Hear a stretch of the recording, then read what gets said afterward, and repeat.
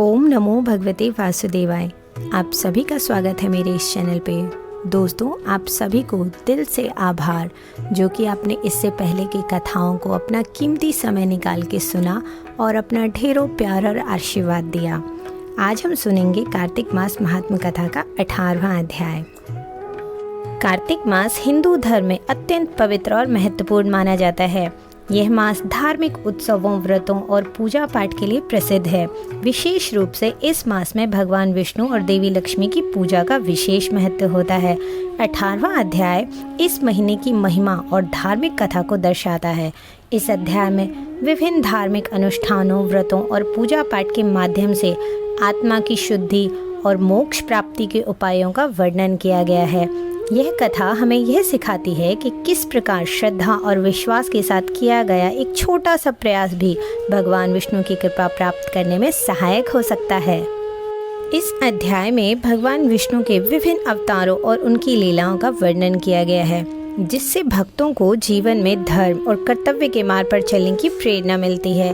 कार्तिक मास में तुलसी पूजा का विशेष महत्व होता है और इस अध्याय में तुलसी विवाह की कथा का भी वर्णन है, जो भगवान विष्णु और देवी तुलसी के अद्वितीय संबंध को दर्शाता है। तुलसी विवाह को प्रतीकात्मक रूप से भगवान विष्णु और देवी लक्ष्मी के विवाह के रूप में भी मनाया जाता है, जिससे परिवार में सुख, शांति और समृद्धि आती है। इस अध्याय में बताया गया है कि कार्तिक मास में स्नान, दान और व्रत का विशेष महत्व है। विशेष रूप से गंगा स्नान और दीपदान की महिमा का उल्लेख किया गया है, जिससे भक्त अपने पापों से मुक्ति पा सकते हैं और मोक्ष की प्राप्ति कर सकते हैं। इस मास में किए गए धार्मिक कार्यों का फल अत्यधिक शुभ होता है और यह जीवन में शांति, संतोष और समृद्धि लाता है। लिखता हूँ माँ पुराण की सीधी सच्ची बात। 18वां अध्याय कार्तिक मुक्ति का वरदान। अब रौद्र रूप महाप्रभु शंकर नंदी पर चढ़कर युद्ध भूमि में आए। उनको आया देखकर उनके पराजित गण फिर लौट आए और सिंहनाद करते हुए आयुधों से दैत्यों पर प्रहार करने लगे। भीषण रूपधारी रुद्र को देख दैत्य भागने लगे। जलंधर हजारों बाण छोड़ता हुआ शंकर जी की ओर दौड़ा। उसके शुंभ, निशुंभ आदि वीर भी शंकर जी की ओर दौड़े। इतने में शंकर जी ने जलंधर के सब बाण जालों को काट अपने अन्य बाणों की आंधी से दैत्यों को अपने फरसे से मार डाला। खरगोरमा नामक दैत्य को अपने फरसे से मार डाला और बलाहक का भी सिर काट दिया। धस्मर भी मारा गया और शिवगन सिची के प्रचंड नामक दैत्य का सिर काट डाला। किसी को शिवजी के बैल ने मारा और कई उनके बाणों द्वारा मारे गए। यह देख जलंधर अपने शुंभादिक दैत्यों को धिक्कारने और भयभीतों को धैर्य देने लगा, पर किसी प्रकार भी उनके भयग्रस्त दैत्य युद्ध को ना आते थे। जब दैत्य सेना पलायन आरंभ कर दिया, तब महाक्रोध जलंधर ने शिवजी को ललकारा और 70 बाण मारकर शिवजी को दग्ध कर दिया। शिवजी उसके बाणों को काटते रहे, यहाँ तक कि उन्होंने जलंधर की ध्वजा, छत्र और धनुष को काट दिया।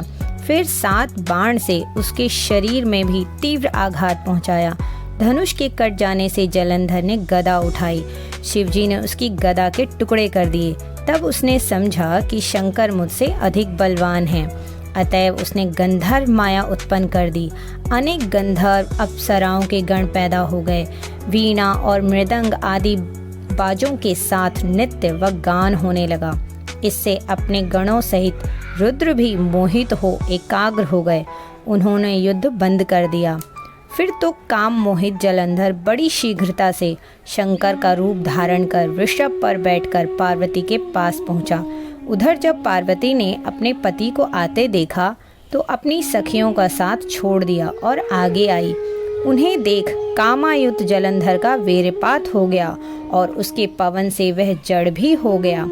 गौरी ने उसे दानव समझा। वह अंतर ध्यान हो उत्तर की मानस पर चली गई। तब पार्वती ने विष्णु जी को पुकारकर दैत्य धन का वह कृत्य कहा और यह प्रश्न किया कि क्या आप इससे अवगत हैं? भगवान विष्णु ने उत्तर दिया, आपकी कृपा से मुझे सब ज्ञात है। हे माता, आप जो भी आज्ञा करेंगी मैं उसका पालन करूंगा। जगत माता ने विष्णु जी से कहा, उस दैत्य ने जो मार्ग खोला है उसका अनुसरण उचित है। मैं तुम्हें आज्ञा देती हूँ कि उसकी पत्नी का पतिव्रत भ्रष्ट करो, वह दैत्य तभी मारा जाएगा। पार्वती जी की आज्ञा पाते ही विष्णु जी उसको सिरोधार्य कर छल करने के लिए जलंधर के नगर की ओर गए। ये था 18वां अध्याय। कार्तिक मास महात्म कथा का 18वां अध्याय हमारे जीवन में धर्म और अध्यात्म का महत्व बताता है।